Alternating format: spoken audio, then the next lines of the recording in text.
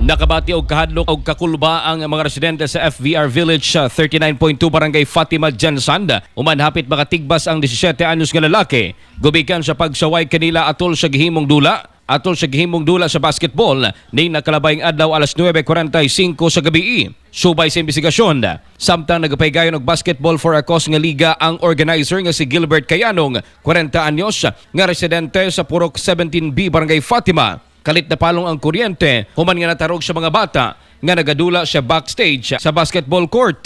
Gisaway o gipahawa ang mga bata apan milabay ang pipila ka minuto. Nibalik ang usa ka minor de edad, bitbit ang sundang, dayon gigukod ang organizer. Napungan kini sa bagang silingan og nabawi ang nasamid gisundang, samtang nakaangkon og samad sa tudlo ang batanon maong gidala sa labing duol nga balay tambalanan. Sa pagkakaron, ang minor de edad ang diretso sa bahay pag-aso sa barangay Sinawal ning Dakbayan sa Jansan alang sa temporaryong kustodiya. Mga katropa, aron nga dili usab matigbasan sa mga sakit, protektahi ang imong panglawas. Tumar og Santhon Vitamin C alang sa nagkiusang Pilipino para sa Pilipinas.